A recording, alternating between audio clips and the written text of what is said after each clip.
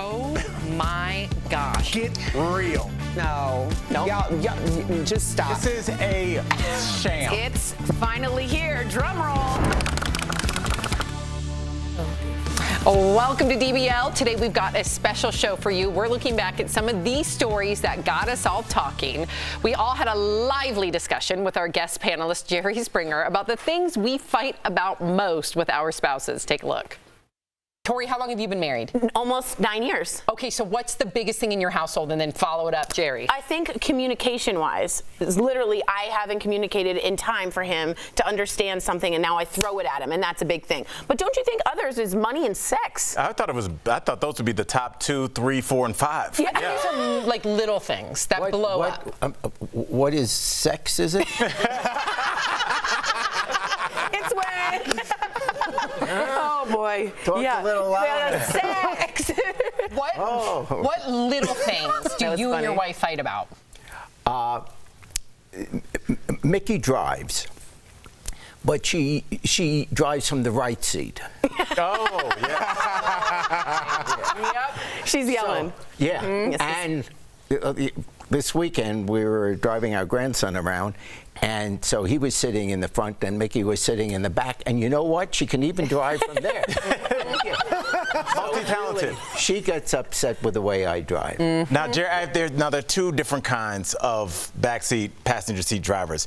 Is she you're going too fast, there's cars coming, wait, watch that car, watch that truck, watch these people, or is she you're going the wrong way, or is she a directional kind of? Good one, Al. All of the above. There's two different kinds. No, it's speed, turn here. Yeah. That car's getting too close.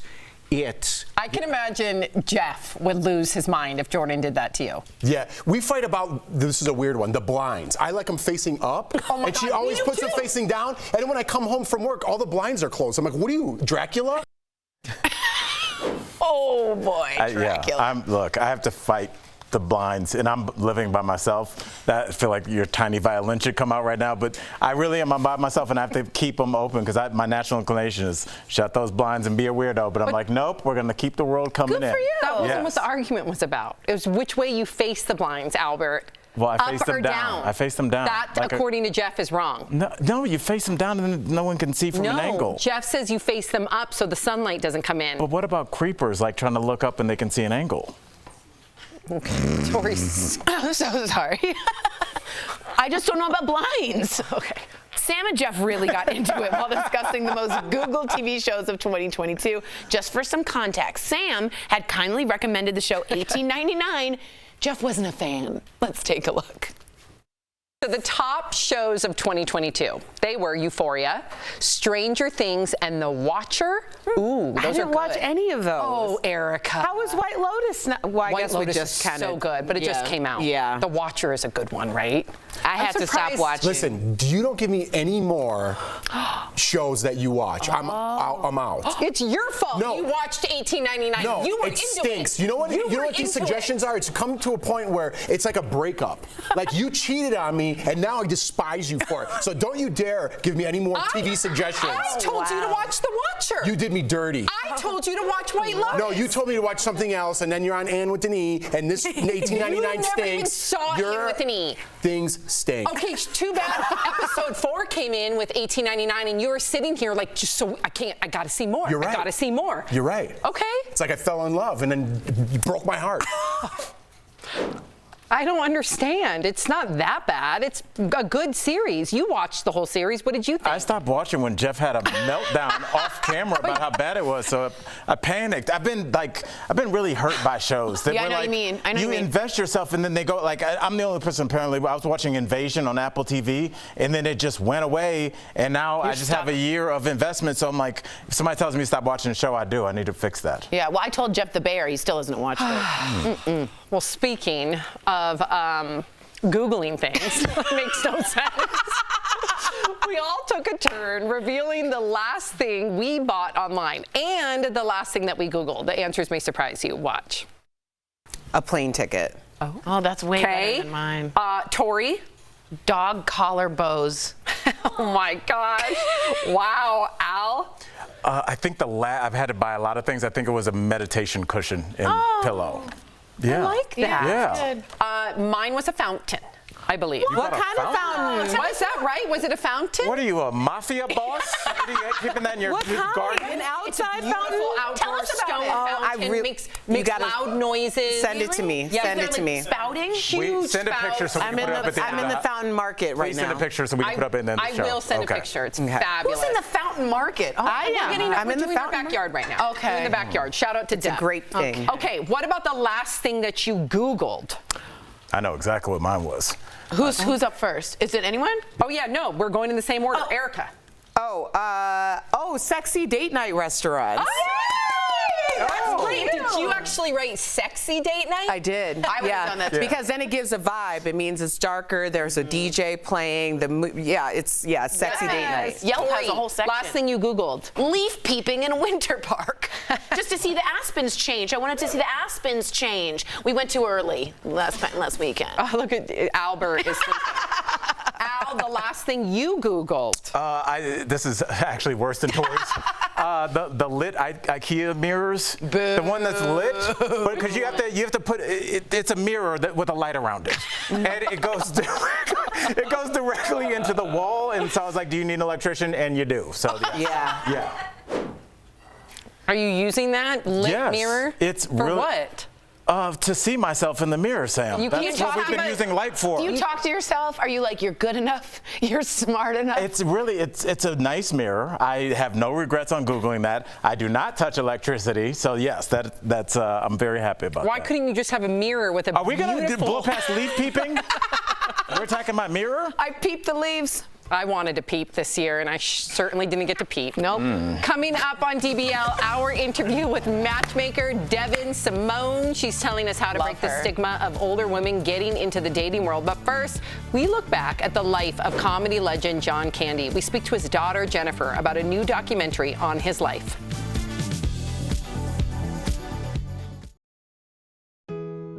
It's happy holiday season time. From our DBL family To yours, we want to wish you A happy holiday season. A happy holiday season. Got grandkids.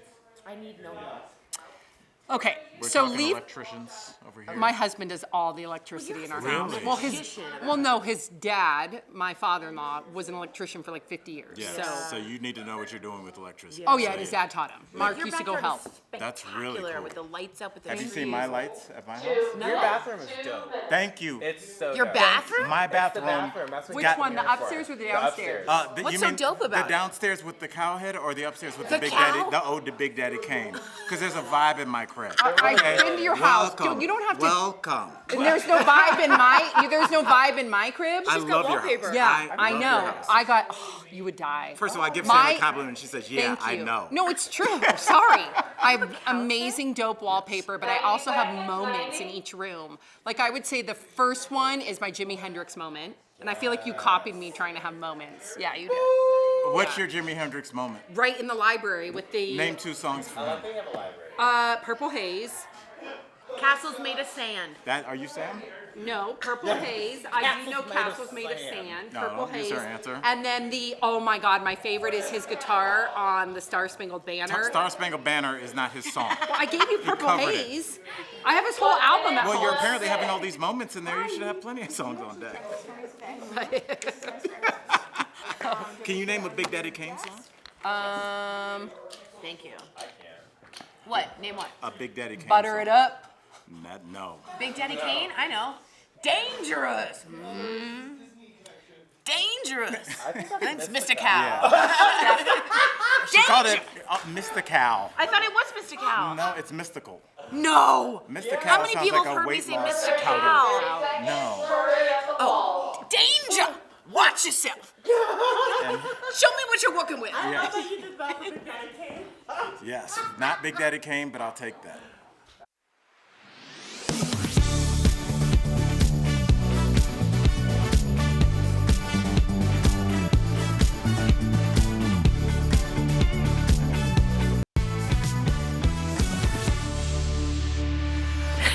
Welcome back to DBL. He always knew how to make us laugh, and with a new documentary in the works, John Candy is back in the spotlight. We spoke with his daughter, Jennifer, earlier, but first, here's a look at the legacy of her famous dad. Oh, that feels good. Oh, God, I'm telling you. My dogs are barking today. Whew. Oh. When you hear the name John Candy, what words come to mind? Everyone knows he was funny. Honey, he's waving. Oh, he's gone. Oh, he's gone. Oh, all right. All right, great.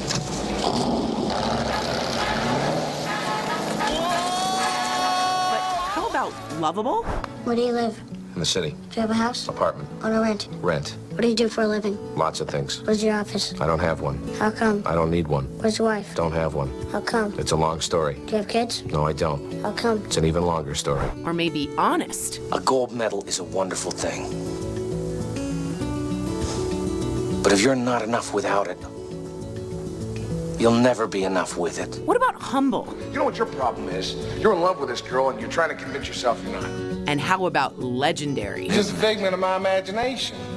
The cat's stewing you. The oyster shucking you, I told him. You got the right ta-ta, but the wrong ho-ho. Butrin is not sharp. Scout's honor. And you can tell him I said so. Asking anyone to pin down your favorite John Candy movie is a difficult feat. Well, I went to this doctor, and he told me I swallowed a lot of aggression, along with a lot of pizzas. Pizzas. But there's one thing we can all agree on. He left us too soon. Good evening. Some stories we're following. Tributes pour in for one of Canada's most famous entertainers. John Candy is dead at the age of 43. Candy was in Mexico working on a movie. He died of a heart attack. We all love your dad. It kind of got us a little emotional just watching all those great clips. But your dad said his iconic Uncle Buck character was actually based on him as a dad. What parts of that role are actually your dad that you remember? Oh, it's a combination. I feel like it's the fun-loving kind of jokester all the time, but then the very serious dad. You know, it was kind of like, you know, don't mess around, or, you know, do this, do that, in a good way. Like, it was kind of the balance, but he was fun. He was just he was your fun dad to have. Aww. He was that guy that we saw in the movies, right? Yeah. Making you laugh all the time and everyone around him. But then always calm and mellow, and,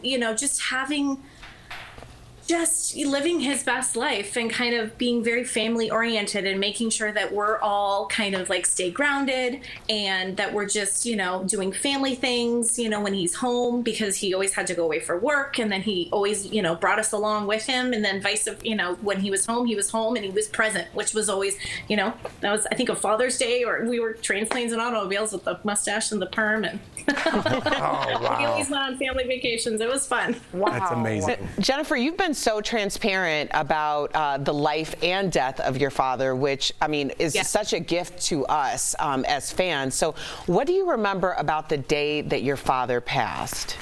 Do you know what, as weird as it is, I remember I was studying for a vocabulary test in school. And I remember, the day before studying, talking to my dad on the phone, and then waking up the next day worried about tests at school and all that. And then getting pulled out of class moments before I had to take this test, and them not saying anything. It was the principal, and then going to get my brother from his class, which was he was a couple years younger than me, and then going to the rectory and where my mom was, and then they told us, and then I just broke down crying, and then I sat down, and then I stopped crying for a while.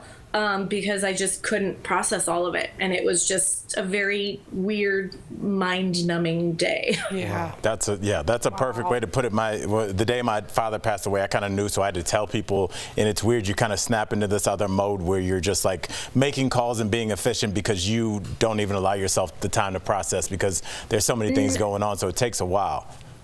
It takes a while to process. I think it still takes however old I'm now. It's like you're always processing. That's right. Well, I mean, it continues on the legacy. And your son, Finley, he didn't get a chance to know his grandfather. So what do you tell him about his grandpa, John? We've got a picture in our house that's a painting or a drawing of Barf from Spaceballs. Yes. And it's at the bottom of our stairs. And he knows, there it is. That's his favorite painting. And we tell him, he says goodnight to Grandpa. and he pretends to give it a hug, or gives it a hug. So he knows that that's his grandpa. And he knows that Grandpa's not around. So he sometimes goes, Grandpa, go bye-bye. I said, yes, Grandpa, go bye-bye. But you know that this is your grandpa. And he at school, he had a Dia de los Muertos, and he brought in that picture. And he was showing it to all his kids at school. So it was cute. I love that. And in October, keeping the legacy alive, Ryan Reynolds revealed that he and Colin Hanks are working on a documentary about your dad. You and your brother have been going through old footage and photos of your dad for it. Was there one memory that you loved reliving when you saw it? Reliving our birthday parties, which was kind of surreal. Wow. And just our dad being the host and my mom being the host and them interacting with people. And it was just kind of this weird, it takes you back to that time of your birthdays. And it was fun. And I loved seeing all that footage. It's like home movies. Yeah, what a gift. Thank you for sharing your dad with us. You can follow Jennifer on Instagram to get the latest on her current projects, along with updates on her dad's documentary. Jennifer, thank you. We'll be right back. Thanks, Jennifer. Thanks, guys.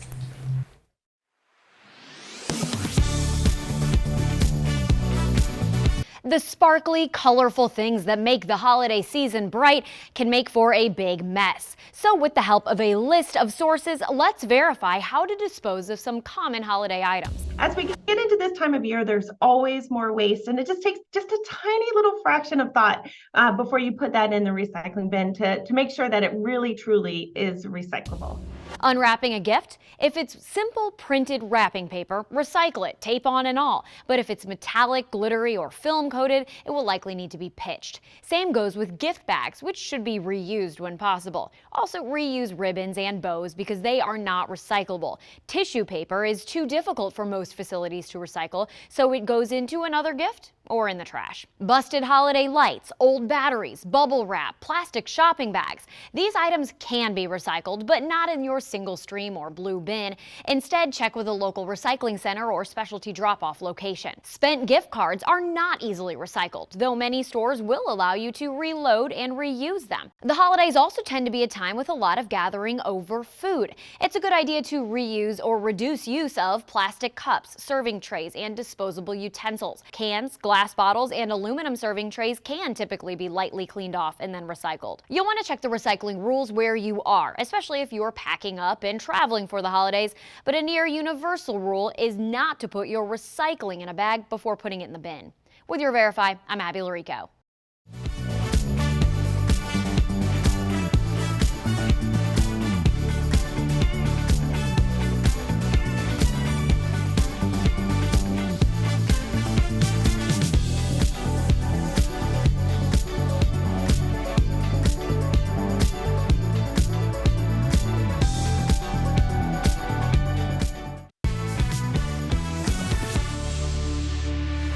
Welcome back to DBL. Let's be real. Society isn't too kind to women who are middle-aged and single. So to break the stigma against older women dating and answer some burning questions, earlier we sat down with matchmaker and dating expert Devin Simone. Take a look.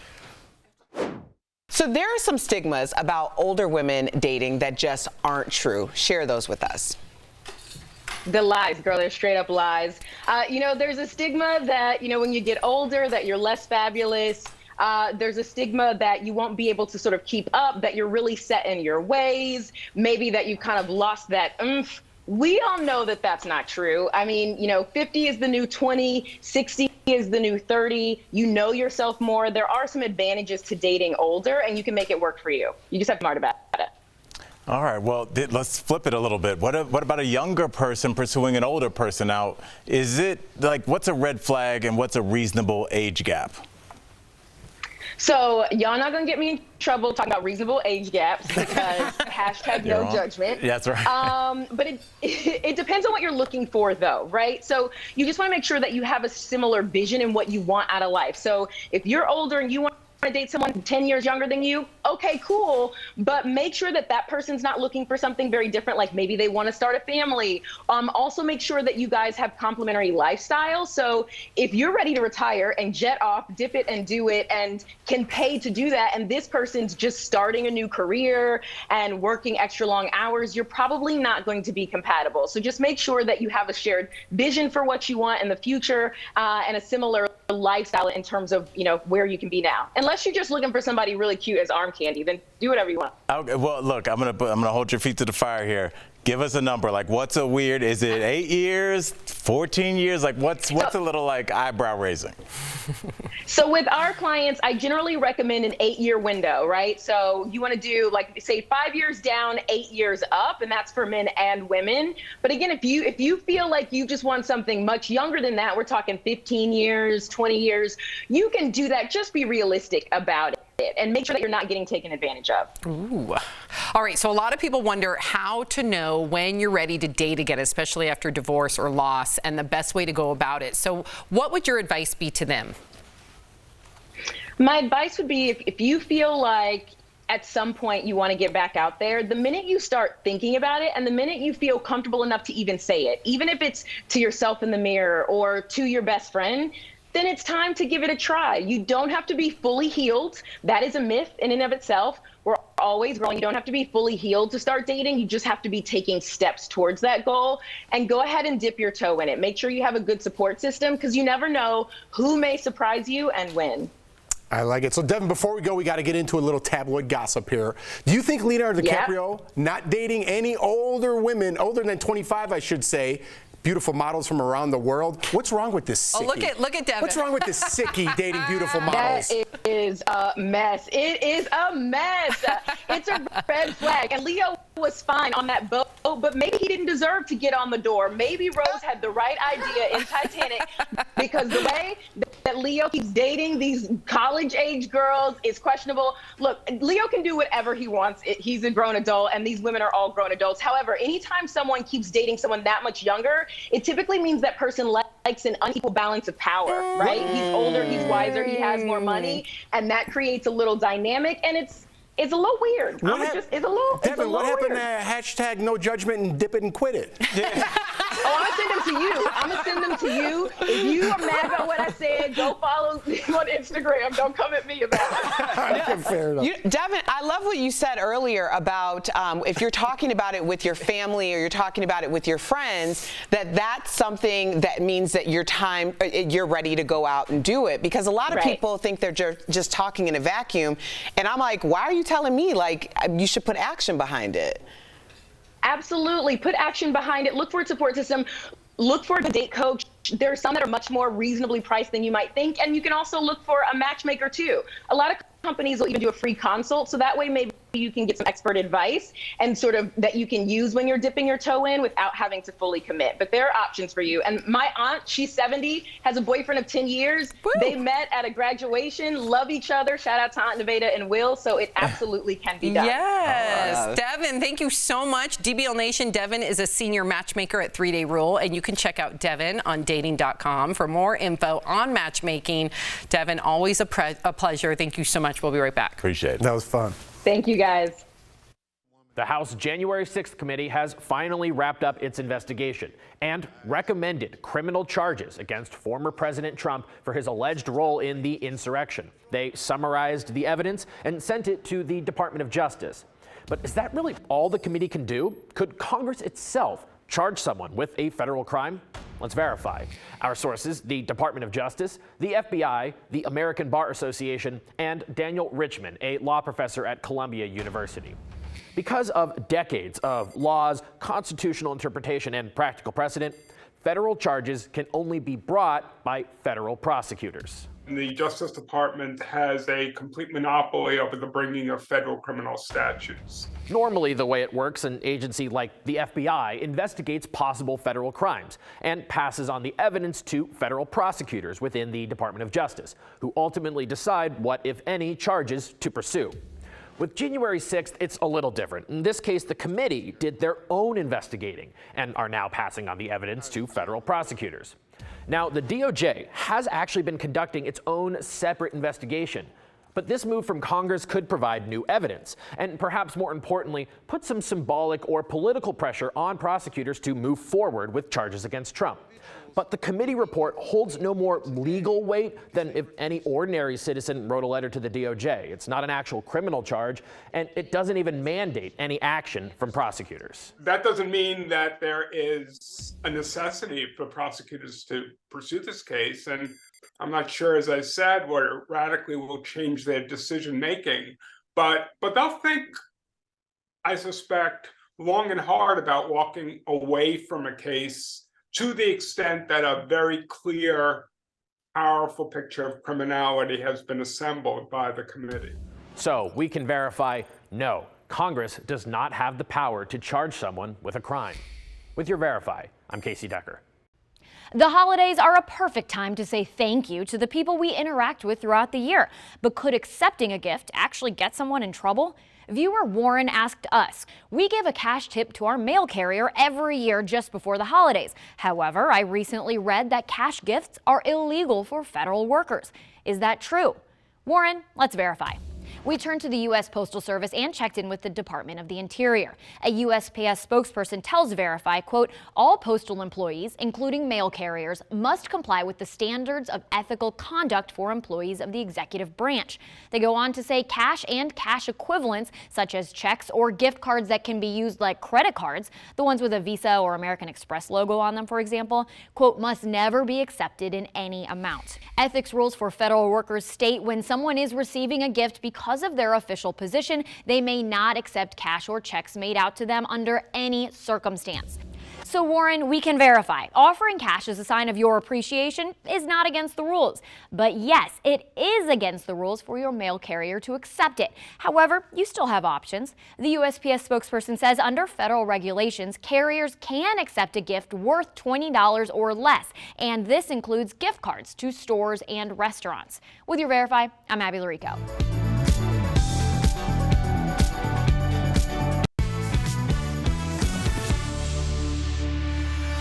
Welcome back to DBL. We love hearing from our viewers, especially when they have questions for us. I love hearing the pizza box rustling underneath the table. Sam, and whoever lined out that shot, I think that was Ira, and that's why I love you. Sam was just chatting away like we were at the cafeteria in the airport. Yes. Sam, let's get you. You're on the hot seat. Okay, we have a question. We reached into our DBL mailbag. This is Mallory. She wants to know, do you like any of the shows Sam recommends?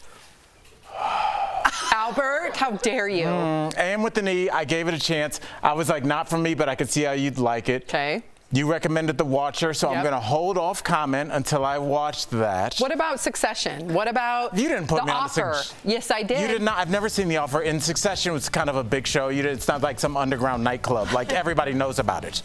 DBL's new every day. We'll see you again, same time, same place.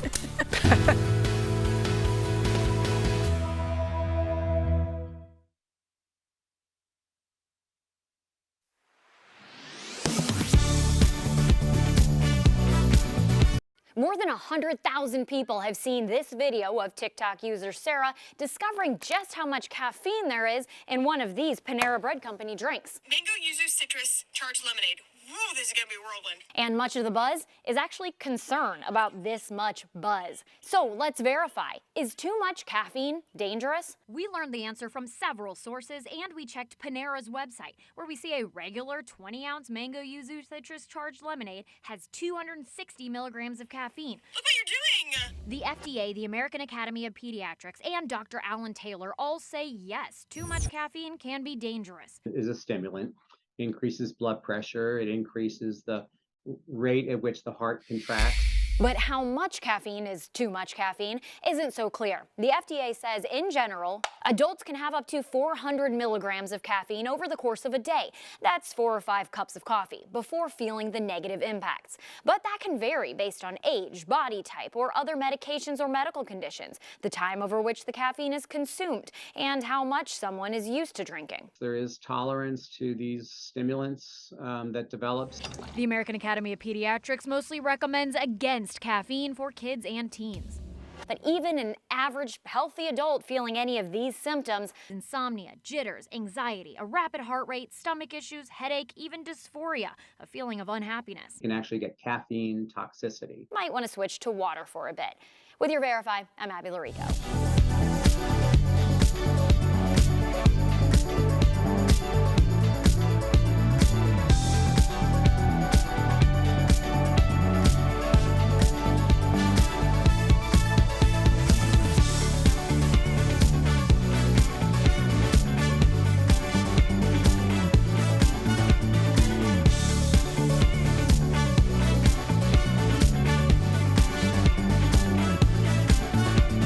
This is Daily Blast Live. We're talking about what you're talking about.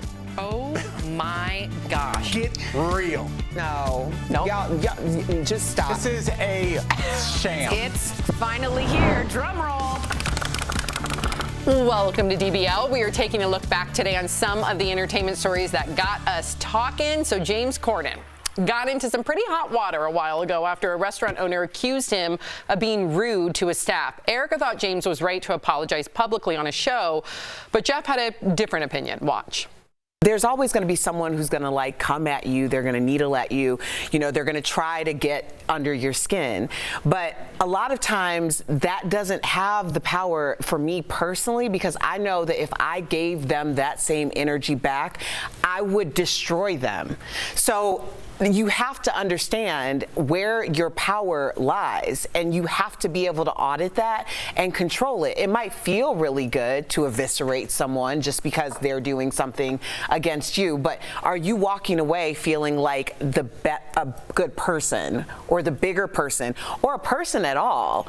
Like, but what are the consequences for the other person? Just because James Corden's on TV, they have to be them. Yeah, but I know. I mean, when somebody's being like, I get you. When someone's being mean to you, you know, like when someone's not being. Case here. But no, what, I know. how do you know? I know, but I'm just saying it's the power dynamic. I get it, but if a waiter got my order wrong 3 times and my wife was allergic to that, you just didn't get it wrong. She's allergic to that, so there's going to be a reaction from that. Yeah. I'm going to be like, guy, you got it wrong 3 times. I told you she's allergic. This is a 5-star restaurant. I'm paying a lot of money for these eggs, okay? You got to get it right. And because I'm James Corden now, he's got to go on a show in front of his parents and apologize like he's in 5th grade. This person wasn't listening. I'm so sick of this gotcha culture when people are like, oh, James Corden bullying people all over the world in Chicago, New York. Where? I didn't see one story, but we've had people mention it.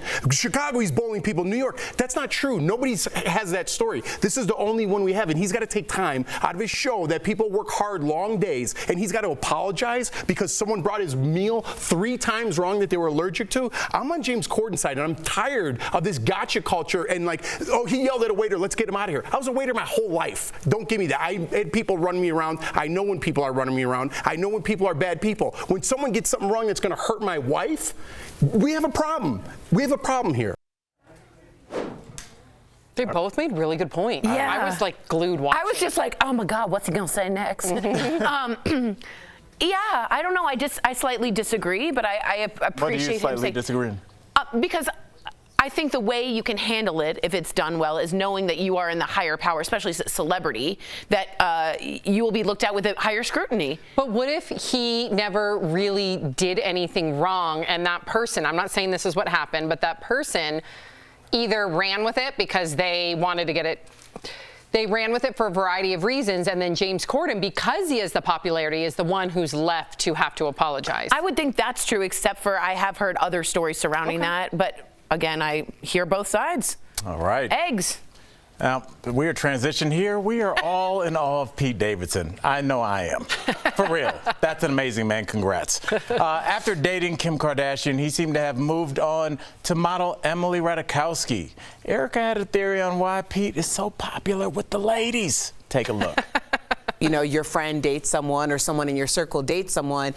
This isn't normal, so you end up on these lists where the people that are upper echelon, other people look at it and decide that you're good enough for them too. And he's on like the biggest list there is. Is this a real list, or you're just being figurative? You've never noticed, like, I mean, you can see it in Hollywood all the time. List? Who has this big scroll? Is that like a group text? No, it's not a group text. It's just this thing that people are like, oh, so that must mean that, you know, X, Y, and Z about this particular person, which also fits my criteria. And that's the reason why you see, I mean, you see all the time, like, this famous person's dating this famous person, and they're only like 1 or 2 or maybe 3 degrees of separation. And a part of that is why. Al, we need to get you on that list, buddy. I know, let's get right? you on that list. Come on, where's Erica, that? find Erica, out forward that to me. Yeah, I haven't been in any lists in quite some time. Jeff, you're making a face. No, I didn't mean like, I just meant I'm married.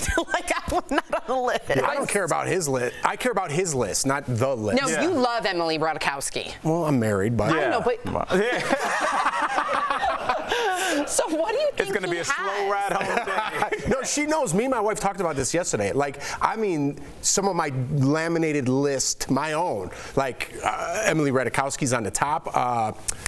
What's her name? Anna de Armas. He's not there yet. No, he's not there yet. Yeah, he's not dating her yet. He's not there yet. What's the other? Kate Beckinsale. That was his. Yep. Yeah, I know, Sam. I'm naming the list. It's just incredible. I don't know. Tori, what do you think it is about Pete? I think he's funny.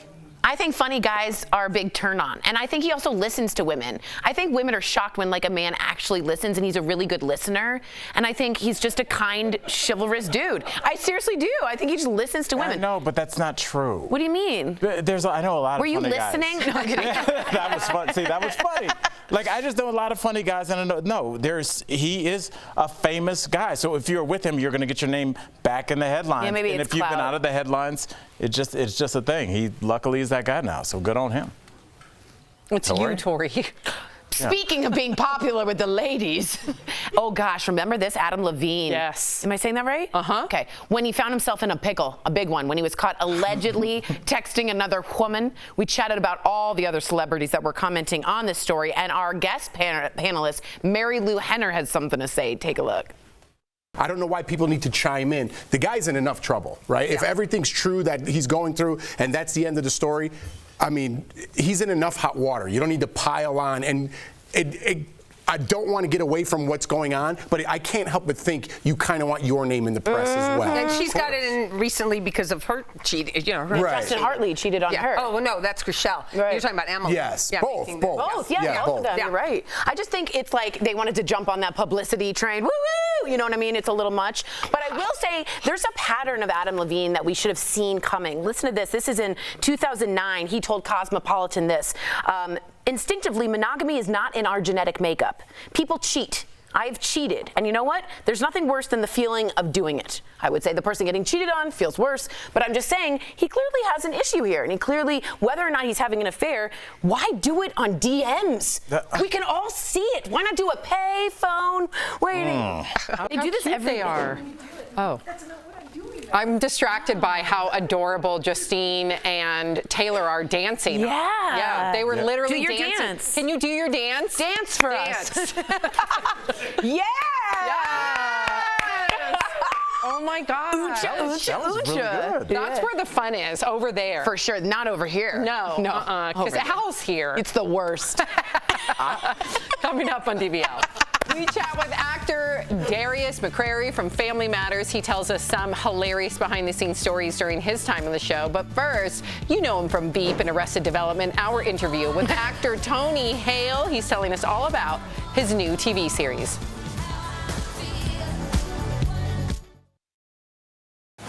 This is Daily Blast Live. We have fiery debate. That's not true. Can I finish? We tell heartfelt stories. We're so emotional over here. We talk to the stars. Turn up the notch on that. Great research. DBL is all new every day. I was gonna make a food joke, but I thought it was too whiskey. Too what? Whiskey, like risky. I don't think where's that's the whiskey? Like a whisk, because of food and cooking. You don't think about a whisk with cooking. I don't think think about a that whisk with baking if you ever think Oh, about a I whisk. think that was the joke. Hold on. I have a baking joke, but I think it might be too whiskey. Just so you know. There you go. Okay, or an alcohol joke, but it might be too whiskey. I was in the NE too for it. Okay. Oh, Not yeah. It's good money. Yes, it is. so sorry. I think the thing is you figured these out at home, and then It's you called bring working you it bring out. to the public. It's called working it out. Now, Tori, there was a moment where we came back from break and you were almost completely supine. Like this. Yeah, I got. Laying down- Yeah. What's going on? So I don't know if you guys know, I wear what I call as a squeam, and it's like a corset with like real bones in it, like real strong, like a real. No, but you know, like boning. I mean, okay, hold on. I mean, like corseted. What is it? Spiny. Anywho, when you sit, there's nowhere for your extra to go, so you kind of have to let it go somewhere.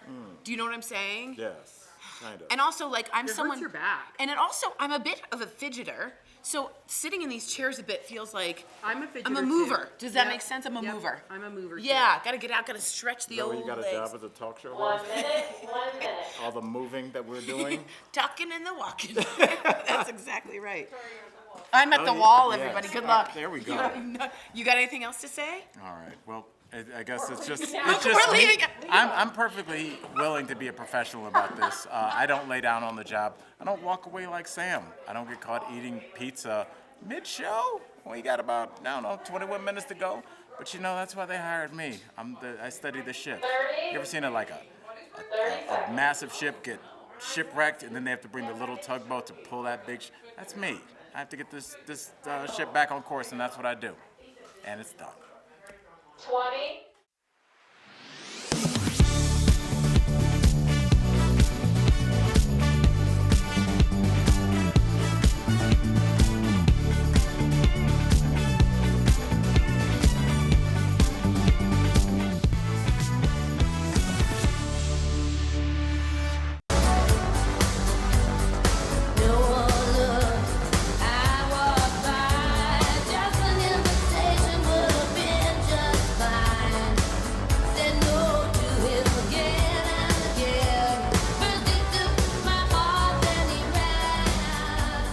Welcome back. When he's not dancing to Stevie Nicks on the mysterious Benedict Society, he's being hilarious in all your favorite comedies like Arrested Development and Veep. Check out our conversation with Tony Hale.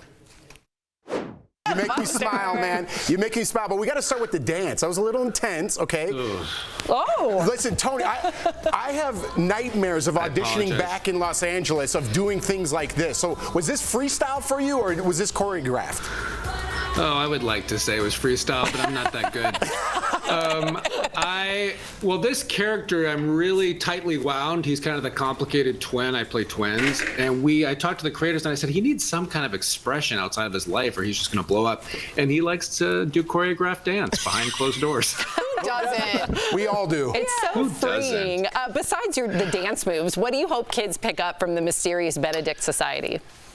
Oh, man. First of all, I'm majorly questioning my headphone choice today. Usually you're in an air traffic controller tower. Yeah. I look like a space show from the 70s. The show, it's really, last year we kind of thought we took care of the bad twin, the guy that's dancing. But this year he's reinvented himself as a self-help guru selling happiness. Oh. And it's a beautiful story. It's a beautiful adventure in general, but it really talks about the difference between artificial happiness and authentic happiness. Mm-hmm. And the other twin, Benedict, really represents authentic happiness. And honestly, I think in today's world with social media and all that stuff, I really feel like it's a message that kids and adults need to hear is that difference. Totally agree with you. There is two different worlds we're living in at once. I want to switch gears here. You're playing an anxious sweater-wearing terrier in the animated comedy Housebroken. I own a sweater-wearing terrier where the neighborhood animals come together and they all have group therapy. And I wanted to know, what would your dogs be in therapy for? Living with us, maybe? He's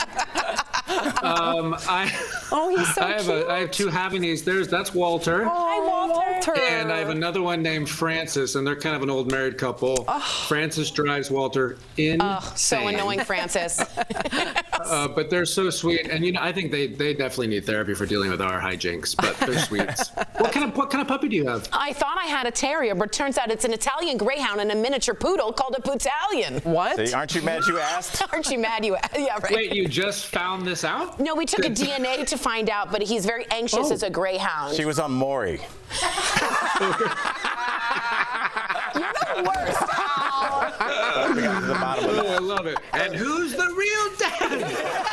This Italian greyhound comes up. Absolutely. Man, you are, first of all, we need to comment on the dance one more time. You can dance, bro. Don't run from that. You can dance. You are very kind. Stop. Okay, it need to be said. Now, you are in some of our favorite comedies of all time, but is there one role, and as a stand-up comic, my parents have come to the show, and I just don't make eye contact because they said in the front row, Tony, why?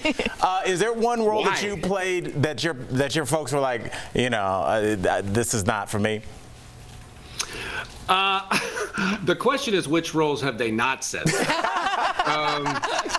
But to this day, my parents don't think Arrested Development is funny. What? That is criminal. To this day, they thought the only episode they thought was funny was when Martin Short was on. They were like, he's funny. I like him. He's funny. Veep, they thought we were too mean, which is true. Okay. But when I did Forky and Toy Story, they were like, okay, I like that. There we go. We can work with that. Forky was the best. We're finding our way. I love that episode, by the way, of Arrested. Swoop me. I still watch it going to bed. I told you that before. But really quickly, Tony, we only have like a minute left. You and Julia Louis-Dreyfus had the best chemistry on Veep. I also watched that. Were there any specific scenes? I love hearing this, like behind the scenes, that you just couldn't get through looking back now because you guys were laughing? Man, it was really hard. When you're in that close of proximity to Julia Louis-Dreyfus, it's very difficult not to laugh. Many times I would, because my character would whisper in her ear, I would just flat out laugh in her ear, which is incredibly unprofessional. I would look in my bag if I laughed. And there was one time she said to me, I laughed so hard, she says, Tony, you know you're not watching the show, you're in the show.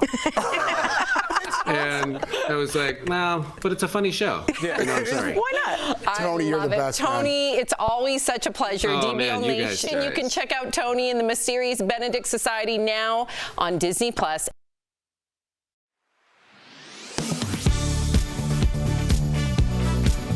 The sparkly, colorful things that make the holiday season bright can make for a big mess. So with the help of a list of sources, let's verify how to dispose of some common holiday items. As we get into this time of year, there's always more waste, and it just takes just a tiny little fraction of thought before you put that in the recycling bin to make sure that it really, truly is recyclable.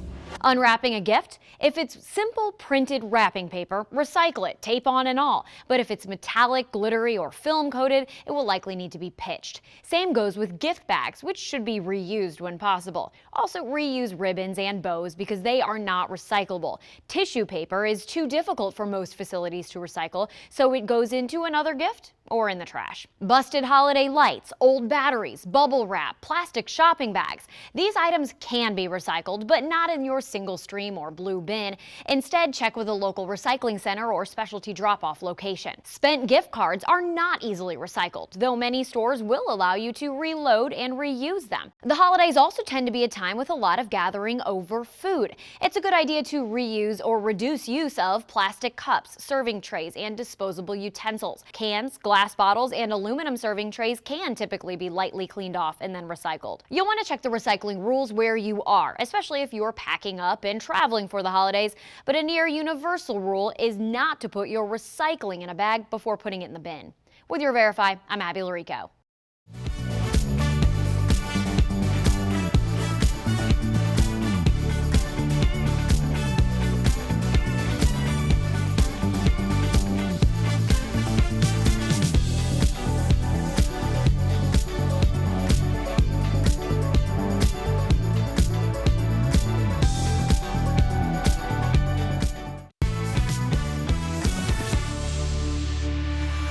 Welcome back. We all remember him as Eddie Winslow on Family Matters, and he continues to inspire us all with his talents as an actor, singer, and producer across movies and TV. Earlier, we spoke with Darius McCrary about some unforgettable stories with this cast. Take a look. You guys, Darius McCrary, welcome to DBL. Darius! Hey! I think my voice. So much. Thank you. Thank you for being here. My voice just cracked because I just knew I was going to marry you growing up, right? Well, Erica, Let me let you know something. I was pleased to hear that you paid that loan back, but I would have wrote a bad check for you, baby. I just want you to know. Thank you for keeping the show off the tracks, because that's where we start and finish. So let's talk about you, because your character, Eddie Winslow, is legendary. When did you know that Family Matters was a hit? Well, you know, I mean, honestly, we knew it was a hit from the beginning. I mean, it was Tom Miller and Bob Boyette, and their names are synonymous with so much success, from Perfect Strangers to Laverne and Shirley to Happy Days. So, I mean, we knew what it was going in, and we were the only African-American or black show, should I say, on ABC at the time. The other show that was on television was Cosby, so we knew we had a slot and a shot. Yeah, well, you guys made the most of it. I mean, I saw you listening to our show in the previous block. You could tell we're family. We spent so much time together, and I can only imagine you know it. Yeah, well, you lived it, man. You know, you were on a show that was like so much like a family that we heard that you actually pulled the dad move with Reginald VelJohnson. Like, talk to us about what happened with the dad move.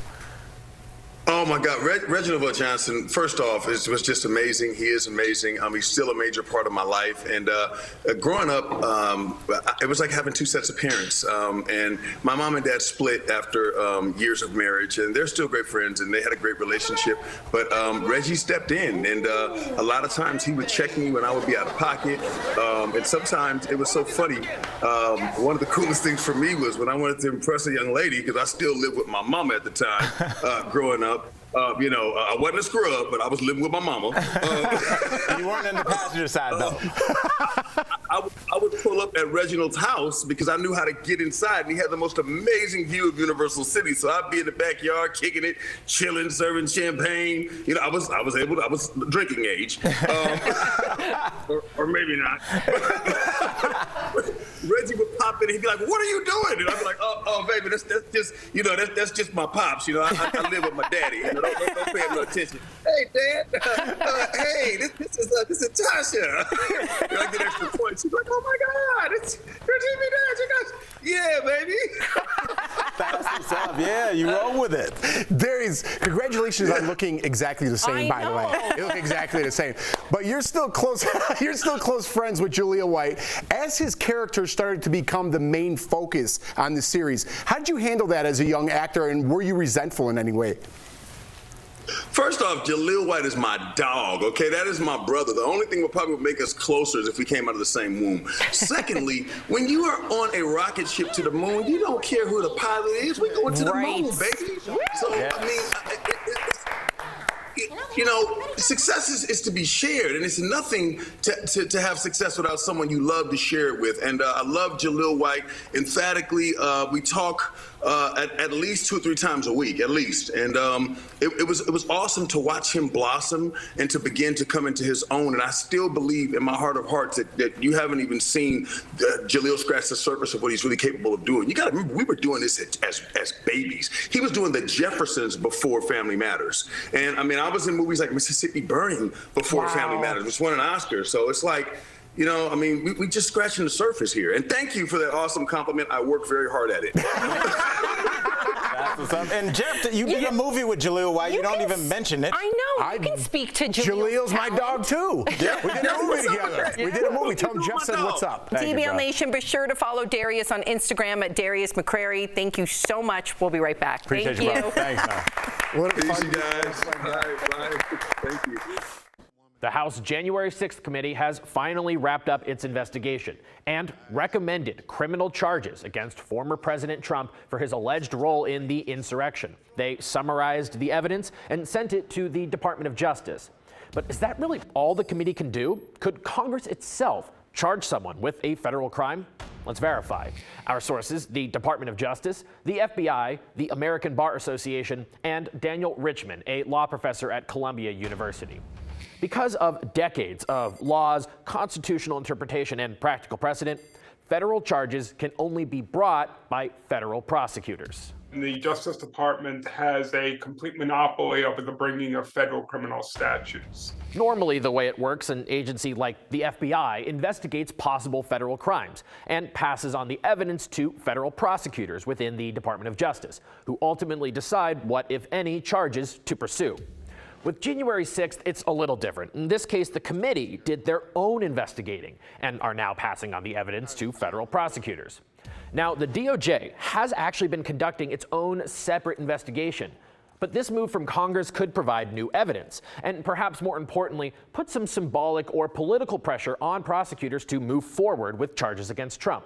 But the committee report holds no more legal weight than if any ordinary citizen wrote a letter to the DOJ. It's not an actual criminal charge, and it doesn't even mandate any action from prosecutors. That doesn't mean that there is a necessity for prosecutors to pursue this case, and I'm not sure, as I said, whether it radically will change their decision making, but they'll think, I suspect, long and hard about walking away from a case to the extent that a very clear, powerful picture of criminality has been assembled by the committee.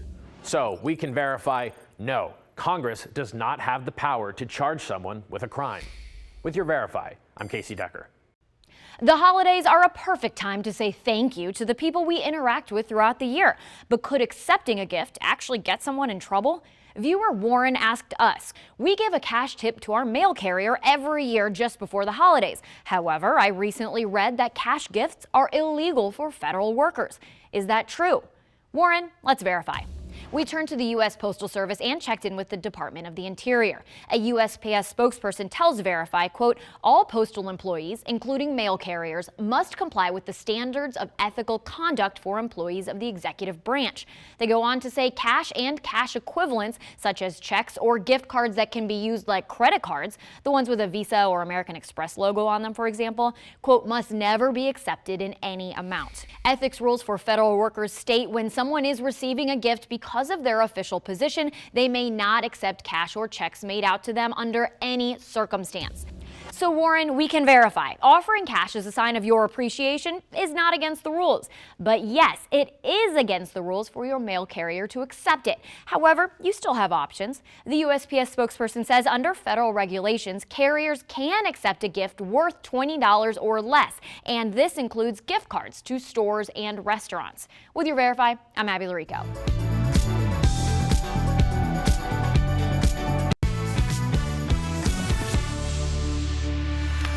Welcome back to DBL. We have some time for a few more viewer questions, so let's reach into that DBL mailbag. So Tori, Kelly wants to know, what is one place you would like to visit this year? You know what I have on my Pinterest board?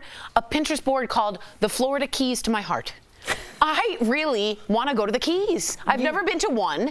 I don't really know what they are, but they look like such a Tory place. And didn't you would love it. I would you were love built to go to the Keys. I know, the beach and the beer and the lobster and the sun.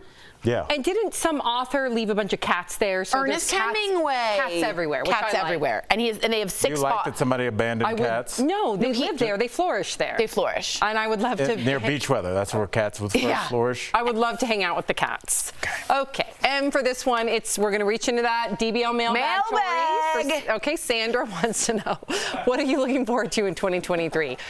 Well, my therapist tells me I need to start taking care of myself. So I'm going to be selfish this year. Of course, I'm going to be all about the kids, but I'm also going to throw myself in the mix too. That's not even selfish. So that's not selfish. That's self-care. I'm excited to take care. Oh, one more question. What was that? No, oh, we're skipping it. Right, yeah. I mean, no, it's just, I think that just shows who Sam is. She's like, I'm going to be selfish this year. I'm going to take care of my kids. Right. Like, you're all heart, Sammy, for real. I joke around a lot, but I hope you do take some time this year because your kids are getting older. You can do a little bit of you time now. Can't wait. We'll see you guys tomorrow. Bye, guys. Mailbag.